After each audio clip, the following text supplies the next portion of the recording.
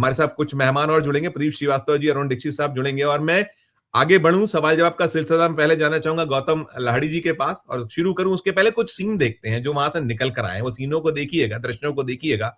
वो दृश्य ऐसे हैं, कुछ प्रतिक्रियाएं भी हैं, जैसे एक ये देखिए।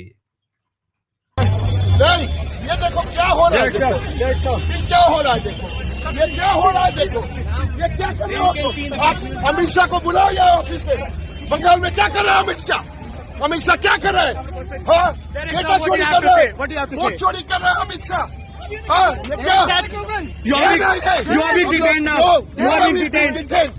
You are being detained now. You are seeing what is happening with Amit Shah, Delhi police. You are seeing what is happening to MPs. All our MPs have been picked up. Stop! What will you say? What will you say?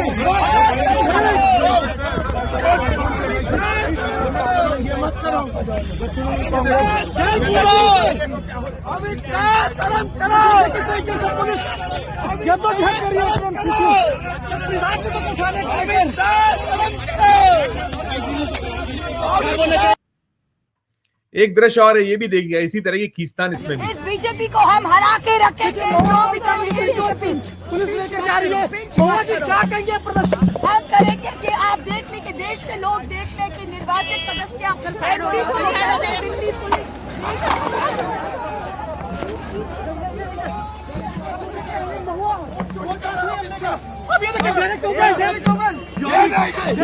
ये दृश्य इसके आपने Derek O'Brien देखा है, और दूसरा जो है ये प्रतिक्रिया आई थी कीर्ति आजाद, इसको सुनिएगा। बोलिए। आप लोगों ने अभी देखा कि हम लोग शांतिपूर्ण तरीके से अमित शाह जी के ऑफिस के बाहर ईडी के रेड के विरुद्ध प्रदर्शन कर रहे थे। उस प्रदर्शन में हमने शांतिपूर्ण रूप से थे। आपने उसके विजुअल्स देखे हैं, हमको उसमें कुछ बात करने की आवश्यकता नहीं है। लेकिन प्रश्न एक उठता है जो कि बहुत ही ज्वलंत प्रश्न है कि ईडी के रेड केवल विशेष क्यों और जबरदस्ती क्यों किए जा रहे हैं। हम ये भी जानना चाहते हैं कि ऐसे अनेकों लोग हैं जिनके ऊपर पुख्ता प्रमाण है। अमित शाह जी ने खुद कहा था कि हेमंत बिस्वा शर्मा को जेल डालेंगे। अजीत पवार के विरुद्ध प्रधानमंत्री ने कहा था कि 70,000 करोड़ का घोटाला हुआ है। नारायण राणे के ऊपर पैसे को हेराफेरी करने का किया गया है। और हमारे बंगाल के एक नेता है शुभेंदु अधिकारी, जिनको 5 लाख रुपया हेराफेरी करते हुए, पकड़ते हुए और अपने ड्रॉर में डालते हुए देखा गया था। क्या ईडी केवल विशेष रूप से उन विरोधियों के खिलाफ में काम कर रही है जिनके खिलाफ वो जीत नहीं सकती? ये भारतीय जनता पार्टी की हिम्मत नहीं कि वो वहां आकर ममता बंदोपाध्याय के विरुद्ध जीत सके। और आज 2 बजे हमारी नेत्री कलकत्ता के सड़कों के ऊपर मार्च करेंगे इस ईडी के अनकॉन्स्टिट्यूशनल, जिसको कहा जाता है कि यह गैर राजनीतिक रूप से जो हमारे ऊपर यह किया गया है, उसके विरुद्ध में आज उनका मार्च होगा। हमको और इसके ऊपर और अधिक नहीं कहना, लेकिन यह जो भी किया गया है, जो भी रेड हुआ है, वह रेड उचित नहीं है, अनुचित है। जीतने के लिए वह कुछ भी करने को तैयार है। और जिस प्रकार का रेड हुआ, ये चोर लोग ही इस तरीके से करते हैं और आकर हम पर ब्लेम लगाते हैं। उल्टा चोर कोतवाल को डांटे वाली बात है।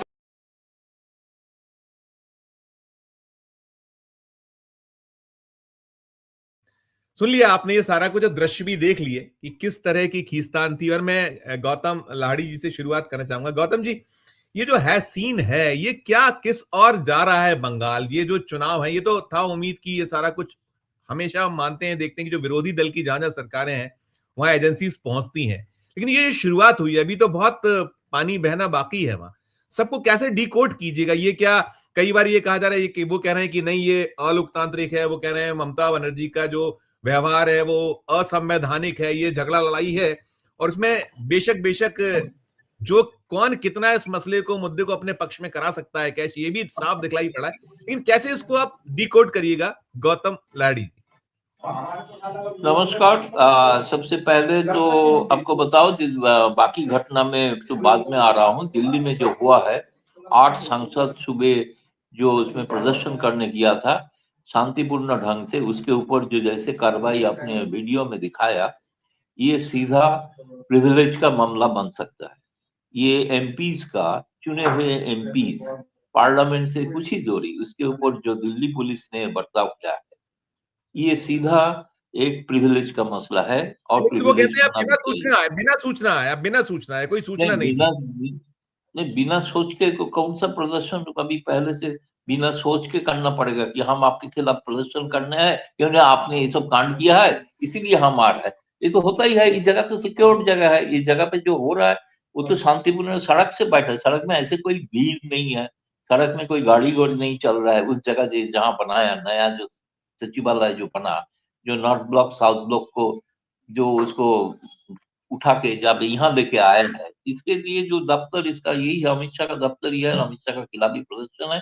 फिलहाल एक्चुअली ईडी तो होता है फाइनेंस मिनिस्ट्री का अंदर, लेकिन अमित शाह का इसका पीछे कोई रोल है तृणमूल का कहना है।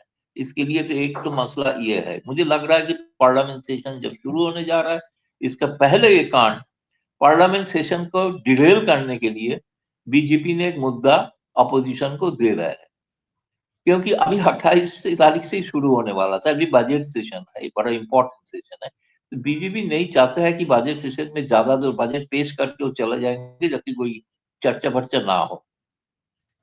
ये शायद मुझे लग रहा है कि ये एक स्ट्रेटेजी के तहत, नहीं तो क्यों तृणमूल कांग्रेस का जो अभी आप उस मसले पे आप देखेंगे कि कोयला माफिया जिसके बारे में कहा जा रहा है, वो उसका केस सीबीआई ने दर्ज एफआईआर किया था 2020, आज है 2026, तो 6 साल क्या कर रहे थे, सो रहे थे। 6 साल में कुछ नहीं हुआ इंक्वायरी। आप जो अमित शाह जो टाइम लाइन क्रोनोलॉजी बोलते हैं ना, तो मैं उनको क्रोनोलॉजी दे रहा हूँ। 2020 का सितंबर का मामला अब 2026 का फरवरी में आके आप रेड करना पड़ रहा है, और उसके बोल रहा है कि अब इसको 10 करोड़ रुपया मिला है आईपैक को। 2022 में इसी मामले में अभिषेक बनर्जी को बुलाया था सीबीआई ने। 2022 के बाद आज तक अभिषेक बनर्जी को, इसके बाद जो ममता का भांजा है जो जनरल सेक्रेटरी है पार्टी का, महासचिव है, उसको आज तक बुलाया नहीं। तो अचानक आपको याद आता है सारे भ्रष्टाचार किसी राज्य में जब चुनाव आता है तब, क्योंकि ऐसे यही रेड आपका पुराना, अगर आप पुराना वीडियो खोल के देखिएगा कि 2021 के पहले हुआ है, 2016 को पहले हुआ था, लेकिन उसका पहले 11 में जब ममता बनर्जी जब लड़े जीते तो कांग्रेस का सरकार था, तब कोई रेड वेड नहीं हुआ था, ना सीपीएम के खिलाफ ना कांग्रेस के खिलाफ। कांग्रेस सीपीएम छोड़ के गया था कांग्रेस को, फिर भी कोई रेड नहीं हुआ। ये तो शुरू हो रहा है 14 के बाद एक नया सिलसिला। ईडी का इतना ताकत बना दिया, ईडी हैज बिकम, वो तो एक तरफ एक दानव बन गया। तो इस तरह का जो घटना आप देखेंगे चुनाव का पहले करना और चुनाव के साथ जो मामला मसला अगर इतना सीरियस है, लोगों को भ्रमित कर रहा है, 6 साल पहले का मसला आज आप ले रहा है, आपकी 2 महीना 1 महीना के अंदर चुनाव घोषणा होने वाला है। तब अगर इसमें मैं बोलता हूँ अगर कुछ सच भी है तो लोग इस सच को नहीं पढ़ेंगे, लोग सोचता है कि पॉलिटिकली मोटिवेटेड है। आपका वित्त मंत्री पार्लियामेंट में इसी विंटर सेशन में एक सवाल का जवाब में कहा है कि 6000 केस हुआ है ईडी का 2015 से 2025 तक, उसमें जो कन्विक्शन रेट है वो है 0.8%। मतलब 100 लोगों में 100 केस में 7 केस आप कर पा रहा है। तो ये आपका इतना बड़ा एफिशिएंट है कि ये इतना गुणवत्ता प्रशासन है इनका। प्रशासन तो नहीं है, प्रशासन का मकान बनाते हैं, मकान बनाने में दिल्ली का पोल्यूशन बढ़ाते हैं। इतना सेंट्रल विस्टा का इतना ज्यादा बनाया है ना, सारे पोल्यूशन मेन रीजन वो एक है, वो बोलता नहीं है, वो दैट इज द रीजन। तो ये सब कर रहा है और उसके बाद वो बोल रहा है भ्रष्टाचार देख रहा है। 98% केस ईडी पार्लियामेंट का दिया जवाब, 98% ED case against the opposition. तो बाकी 2% आप सोचा होगा शायद बीजेपी के ऊपर हुआ है, नहीं, वो अपोजिशन के ही हुआ था जो बीजेपी ज्वाइन कर रहा है उसके ऊपर। अजीत पवार है जिसको नाम सुना है कीर्ति आजाद, वो 2%। बीजेपी का एक लीडर का नाम बताइए। बीजेपी इतना बड़ा ऑनेस्ट पार्टी, सबसे बड़ा है, सबसे धनी है, लेकिन इतना ऑनेस्ट पार्टी दुनिया में नहीं है। एक भी केस नहीं है किसके खिलाफ। होगा कैसे? अगर भ्रष्टाचार रेप में पकड़ा जाते हैं तो उसको माला पहना के छोड़ा जाता है। आपका राम रहीम कितने बार उसको बेल मिल रहा है, आप सोचिए। राम रहीम जैसे एक अपराधी, उसको बेल मिल रहा है लगातार, और जो पत्रकारिता करते हैं उसको बेल नहीं मिलता है। उसमें जो जस्टिस हमारा अदालत भी इसके ऊपर नहीं देख रहा है। गौतम जी क्षमा चाहूंगा, मैं बिल्कुल आप सही, सारा ये हम देख रहे हैं पारा, लेकिन ये जो इसके क्या रिपरकेशंस दिखते हैं आप एक दूसरी बात ये कहूंगा, जितने बार ये किया है उतने बार ममता का सीट बढ़ा है, उतने बार सीट बढ़ा है, कम नहीं हुआ है। ये तो देखिए नारदा शारदा केस हुआ था ना, आपको भूल गया ना लोग सब, अब भूल जाते हैं लोग ना, नारदा का कुछ हुआ नहीं, शारदा का कुछ हुआ नहीं, लेकिन उसके बाद ममता चुनाव लड़ रहा है, चुनाव तो भ्रष्टाचार के मुद्दे, लोग विश्वास नहीं करते कि इस कारण से कि आप पॉलिटिकली मोटिवेटेड दिखाई देते, तो जेन्युइन अगर होगा तब भी कुछ नहीं हो रहा है। दूसरी इस बार भी जो होगा, ये क्राइसिस को ममता बनर्जी ऐसे एक फाइटर है, वो उसका ऑफेंस को डिफेंस मानते हैं, इसलिए तुरंत जो मौका उसको दिया। अब पता है बंगाल में बाकी अपोजिशन क्या बोल रहा है, वो बोल रहा है बीजेपी इसको जिताने का मदद कर रहा है, बहुत सुंदर, ताकि बीजेपी इसको मुद्दा दे रहा है। ममता सड़क पे है, उसका सचिवालय छोड़ के सड़क पे आ गया, सड़क पे लगातार रहेंगे। अभी तो बोल रहे हैं वो लॉ डिग्री भी पास किया था, इसलिए गाउन लगा के अभी कोर्ट में खुद जाके सवाल भी कर सकती है, कहा है करेंगे। इसको जो पॉलिटिकली जो मैसेज जा रहा है ममता के लिए, जो जा रहा है, पहले जो इशू था SIR, वो इशू दब गया है, क्योंकि वो इशू में बीजेपी को नुकसान हो रहा था। वो इशू में मथुआ वोट, ट्राइबल वोट इतना कटा है, सभी वो लोग भी सड़क पे है, ऐसे नहीं है, वो मथुआ भी सड़क पे है, बीजेपी के खिलाफ है सड़क पे। बीजेपी लेके आया था बांग्लादेश में, तुम्हें सिटीजनशिप दूंगा, घंटा दिया, कुछ नहीं दिया, अभी होक्स है। इसके बाद वो लोग है, उसका मंत्री जो है शांतनु ठाकुर, इसे हंगामा देखते हुए लंदन भाग गया है, ये सर्दी में लंदन चला गया। आप सोचिए। तीसरी बात ये है कि इसका पहले जो केस, इसके पहले भी जो हुआ है, उसके लिए तो कोई, आप देखिए ना, जो मैं कहता हूं कि क्यों बीजेपी इस तरह का काम, एक तो है बंगाल अस्मिता एक बड़ा इशू है, फिलहाल अब जो स्थिति है, ये बीजेपी अगर सही ढंग से करते तो अलग बात है, लेकिन ये ना सेल्फ गोल है। अब हिंदी बीजेपी देखते हैं, इसलिए ममता बनर्जी का खिलाफ कोई एंटी इनकम्बेंसी है नहीं, ऐसे नहीं है, बहुत सारे शिकायत है, एंटी इनकम्बेंसी होना भी चाहिए, 15 साल सरकार में एंटी इनकम्बेंसी है, लेकिन ये एंटी इनकम्बेंसी को पूरा दरकिनार कर दिया बीजेपी ने, करके ये भ्रष्टाचार में आ गया, जिस भ्रष्टाचार में ममता जीतती है हर बार। इसलिए मैं कहता हूं जो क्राइसिस को अपॉर्चुनिटी में कन्वर्ट करने में, ये बाकी विरोधी दल को भी सीखना चाहिए, ऐसे करना चाहिए। अब बिहार में सचमुच ऐसे लड़ा तेजस्वी यादव, कि अखिलेश ऐसे लड़ते हैं, नहीं लड़, इसमें और एक काम कर दिया बीजेपी, इसलिए अमित शाह को थैंक जाना चाहिए कि सारे ऑपोजिशन जो बिखरा हुआ था, सब इसी मुद्दे में एक हो रहा है। केजरीवाल, अखिलेश यादव, लालू प्रसाद यादव का दल, तेजस्वी यादव, कांग्रेस भी कमेंट, अभिषेक मनु सिंह भी इसके पक्ष, इसका निंदा किया है।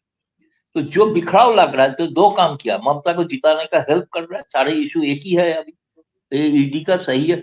ये तो बंगाल में पुलिस कमिश्नर के घर रेड करने गया था ना CBI, ममता उसमें पहुंच गया था ना, वो भी अनकॉन्स्टिट्यूशनल था सो कॉल्ड, तो उसमें कोई फायदा कुछ हुआ?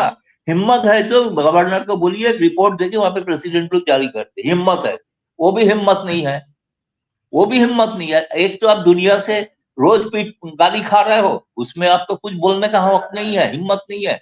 आप यहाँ पे जाके जो कर रहे हो, जो करना चाहिए अपना कॉन्स्टिट्यूंसी के लिए, वो नहीं कर पा रहे हो। हिंदू के लिए आप लेके आए हो, हिंदू को सिटीजनशिप नहीं दे पा रहे हो, और उसको अभी सड़क पे उतार दिया। बांग्लादेश में हिंदू का अत्याचार हो रहा है, ये हिंदू गवर्नमेंट चुप है, कुछ नहीं कर रहा है, कोई मैसेज है? रोज एक स्टीरियोटाइप एक बोलते हैं, उसमें कोई दम नहीं है।